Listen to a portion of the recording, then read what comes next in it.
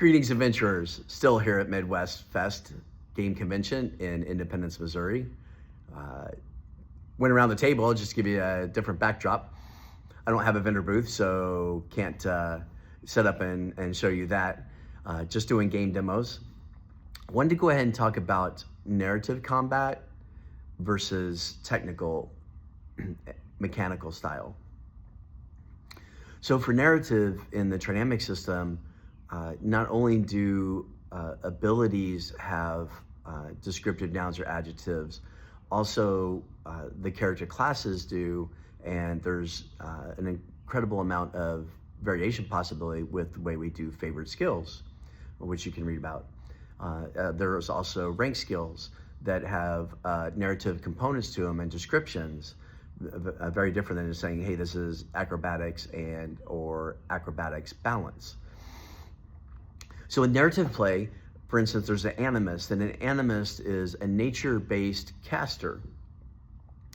So with them, one of their abilities that they can take is transference. And while this has its mechanical backing and tells you exactly how they use their power, for instance, we actually can eliminate the mechanical function and just use it in normal gameplay to simplify gameplay for someone that's either new or just prefers not to get in more complexities and nitty-gritty details or having to look at things. And so to play that out as the animist, what we do is say, okay, all you need to do as a player is look at those adjectives and then apply them toward the game. And me as the game master, I am an adventure master in my system. I use the game master just so other people understand.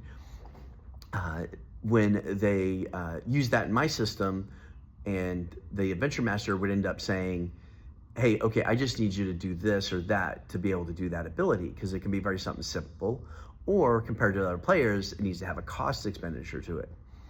And so in Trinamic, you can learn about the difference between heroic talents and knacks as abilities.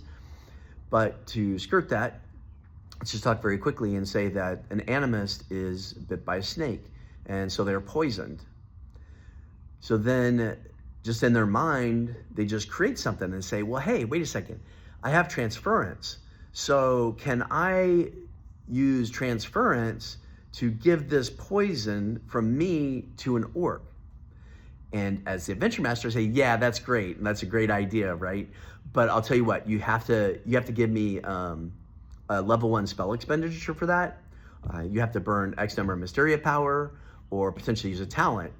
And then for instance, depending on what their choice is, depends on how I apply that mechanically. So if they use a level 1 spell, then I treat it like a level 1 spell. I either let them make a spell attack or I let the orc have a save where the player gets rid of the poison for themselves. But if the orc makes a save or the player fails the attack spell roll, then the orc is not poisoned. So it's still a benefit. And it's not limiting. It's easy for someone to just create their own concepts. This can even be done with someone who has the technical background, because we don't want to limit gameplay to say this is the only way this can be applied. That's how most people approach systems with abilities and these types of functions. And really, it's just not the best way. The best way is to use that as a frame of reference for how it can be done. Technically a way for somebody to fall back if they don't have an idea of how to use it differently. And then as well, to talk about Mysteria power, I would handle it the same way as a level, but if it was a talent, being a higher level of ability, I might make it automatic for the orc. And then the question becomes, is the orc just poisoned instantly, takes damage once?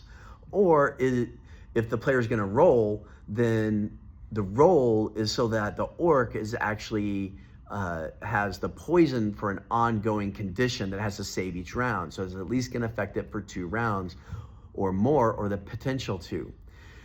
So, that's one way to handle, narrative style combat and interpret the player character's abilities. But as well, because I do the descriptive nouns and adjectives for the classes, as well, we can look at the combination of the entire character to include their backstory. And there's the point in time which they don't need to roll for something. We just make it automatic because we're not in a technical situation. We want to speed through game flow for whatever reason. We want to make that character feel special by having such a unique build and so many things that relate to a specific function or factor. So if it was an animist that was also playing as a shaman backstory, and they even had a medicine background that they took as a favorite skill, you know, it's very easy to start to say, hey, you know, can let this happen. And then, you know, you can expend this and, you know, maybe give them a bonus for that build to do that. But if something like that is applied to all player characters, there's a reason why to not let that person be poisoned in this condition. If the monster was given out a weak poisonous gas, or it was an environmental condition of poisonous toxic gas, then you know, just letting that player know, hey, you know, you're nature built, you're medicine, and you know how to transfer these things. We're not going to have you roll for this. I'm just going to let you skip and then have everybody else roll, and that makes that person feel special and unique about the way they built their character. And ultimately, it's about expediting game flow to hit these highlight moments of coolness and not let the game limit that freedom and flexibility. So if you like what I'm doing, hey, please hit the like and subscribe button. This helps me move forward, get toward pre-launch. I already pushed back from fall 2025 to spring.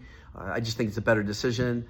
I'll have a few more of the books ready as completion so that you're not waiting for them and hoping like, what's this going to be? I'll have them available to show at events if you want to catch me at an event. And as we go, I'll just be creating more and more videos. So also, you can take a look at my website. There's free gameplay demo downloads on the main page, as well as a one-shot, so you can experience this gameplay for yourself. There's also a character concept builder so that you can see the dynamic possibilities of a 3-class system and getting to play the character you want from the very beginning, and also how to you can choose abilities and skills that you want. So you can look through other videos that I've got and learn about that. Thank you much, and as always, adventure well.